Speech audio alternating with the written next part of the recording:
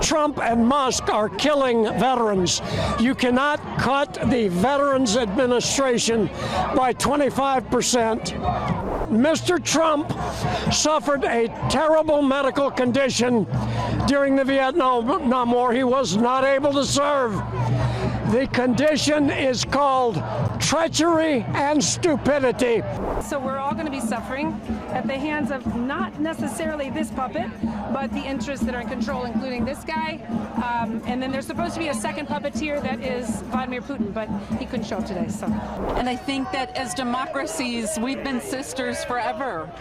We've had plenty of people fight and die for our right to vote, for our right to have a say in our governments. The power-hungry have seized our country and our nation, those and with they're major seizing our wealth. democracy. This is Putin's plan to destroy and disrupt the West and the Western alliances. And he's got the perfect puppet. When you make friends with your enemies and enemies of your friends, that is problematic. And I am here to support all those people who are fighting for their jobs, for their health insurance, for Medicare, Medicaid, Social Security, housing, interest rate, food, $8 a dozen eggs, sending their kids to school, buying clothes, celebrating holidays. People are just suffering because there is no money. Buying a car if they need one, making it to work. 200,000 people have lost their jobs. So let's add them to the unemployment list and food stamps and Medicaid. And let's see where we're going to get with that. As it says here, Trump and Musk are killing veterans. You cannot cut the Veterans Administration by 25%, already done, and try to shrink it down to 50%. You cannot take people who have fought and become wounded and have long-time illnesses, PTSD, and who are in our veterans' hospitals and boot them out onto the street. This is what these cruel, thoughtless, we want to call them human beings, but we've got to understand that Mr. Trump suffered a terrible medical condition during the Vietnam War. He was not able to serve. The condition is called treachery and stupidity, and so many of the people in his cabinet are suffering from that today. I don't mean to be unkind to them, but they are ignorant and know not what they do. The last time someone said that, dear God, forgive them, they know not what they do. It was the last person who was standing up for humanity. So we have to realize this. And we have to honor our journalists and our videographers who are taking this message worldwide. Right. Now on Wednesday, the tariffs were imposed and announced. There was worldwide, there was a shock. Allies were again in shock. Allies like India, who could be great partners when you have to counter China. What do you have to say on that? I've lived in Calcutta for almost 2 years. Today it is Kolkata. It is Kali's city, a city where a goddess, a great and powerful feminine force, still resides. That force resides all over India, and it resides all over the world. I am standing on the shoulders of my Mother Earth today, and all of these developing and fellow countries who understand the crimes that are going on in the United States are standing beside us. All of us, 20, 30, 40,000 people here at the Washington Monument today are saying, this will not stand. This fellow Elon Musk, this fellow Don Trump, they are going to go down in history just like Benedict Arnold as criminals. When they blockaded U.S. aid, that is called murder by starvation. These people cannot be allowed Trump to remain in power, and as the laws of the United States begin to take effect, these people are going to be going to jail. I think the extreme tariffs that Trump announced are a wake-up call to Americans and to people all around the world to understand that he is a destructive force. He aims to be a dictator. His policies are not good for Americans, and they are not good for our allies and trading partners, including people in the developing world, especially big democracies like India. We should be working with them as partners, not imposing tariffs that will make Americans poorer and make people in India poorer. I might want to call strong men who are really dictators. And he, from the top? Yeah. Trump likes strong leaders. Most of them are dictators. He's shown an affinity for Prime Minister Modi, who of course is democratically elected. I'm hoping that Prime Minister Modi will reach out to Donald Trump and explain to him that these tariffs are bad for Americans and bad for the people of India, bad for everybody in the world.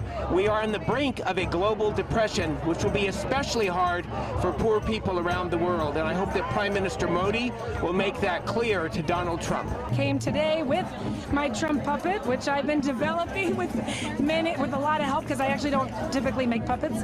But the idea of the puppet is that our leader, our president, Trump, is a puppet of other interests, and with the tariffs this week, for example, they're just a tool to dismantle our country for other interests, which are those that are manipulating this leader who gets to sign executive orders and have stuff happen.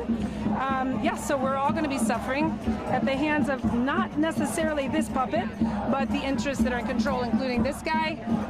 And then there's supposed to be a second puppeteer that is Vladimir Putin, but he couldn't show up today. So, what does it mean for allies like India, who are so important to counter China?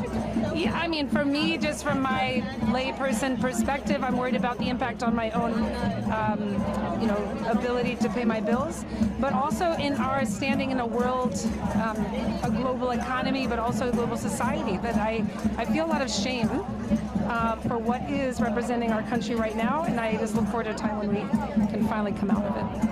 And I'm really honored today to greet my brothers and sisters across the globe in India. I have a great love for your country, and I think that as democracies, we've been sisters forever.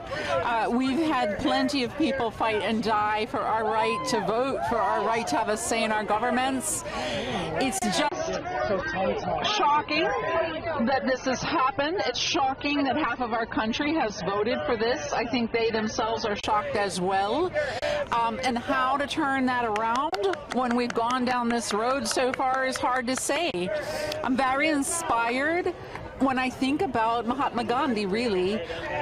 Today I'm here because it is our ocean and it's our salt.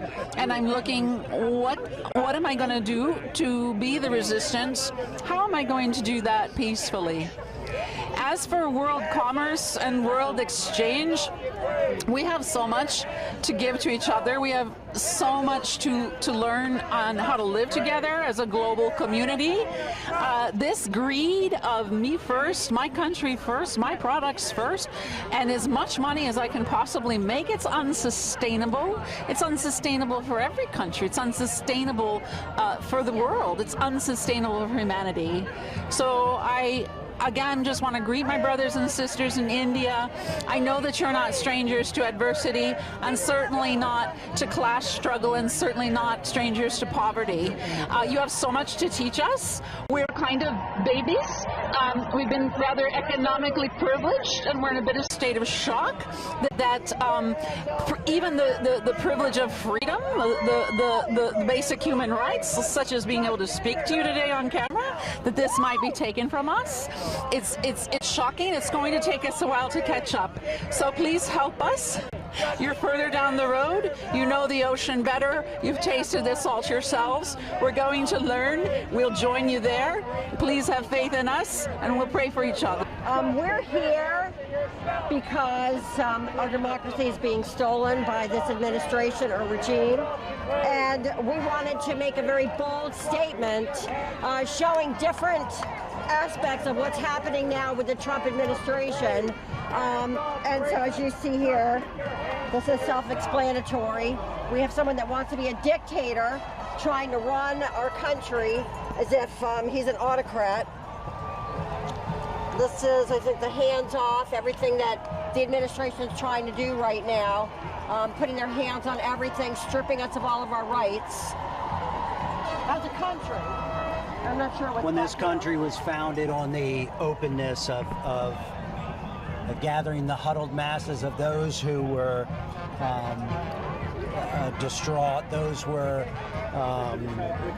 put down, those who were disadvantaged, and our country was open to those seeking asylum. We feel now that our country, who was at one time harboring the masses, are now being punished for that, and feeling almost as if the Statue of Liberty and liberty itself is no longer welcome here. And it's disheartening especially for somebody who grew up in a household where everybody was welcome, to now feel like people in this country some people are no longer welcome. Put the mic up. The overreach of Donald Trump and the fights that are in the court systems now, it seems like he wants to be the dictator that he is acting like. The brolarchy is really demonstrates how those who have the power hungry have seized our country and our nation, those and with they're major seizing our wealth. democracy. What I believe is going on, this is Putin's plan to destroy and disrupt the West and the Western alliances. And he's got the perfect puppet in Trump. And so he's got Trump doing his dirty work by putting these tariffs. And the only point of these tariffs is just to disrupt our Western alliances and the world trade as it is now, because Putin, I believe, has been holding a grudge since the USSR was destroyed. And he is so upset about that, and he wants to get revenge and strike back by destroying the United States and the Western Alliance. He's doing a great job disrupting the United States from our allies. They're more than just Western allies. He's doing a great job doing that. But he might end up having a world that's even stronger, though, when all these countries don't just sit back and let the United States do the leading on everything, and they're capable of standing up and uniting against Russia. What about strategic partners like India in the Indo-Pacific, imposing tariffs on them? What does that mean? That's no more sense than any of them. Why would he be putting tariffs? They already have trade agreements, and we already have established trade systems. There may be some tariffs on certain items, but it's already agreed to. This is all strictly to isolate the United States and disrupt us from all our peaceful alliances. Has nothing to do with India, has nothing to do with the other countries in the Pacific, has almost nothing to do with us and them. This is just Putin's way of striking back, and he's got a hold of the government here in the United States, which is a very powerful tool. In part, I'm here, and this dovetails with your question, because when you make friends with your enemies and enemies of your friends, that is problematic. And when you further reinforce that through tariffs, which, by the way, do not benefit the American people at all, then this is problematic at every level, ideologically, economically, and morally. So this is why I'm here.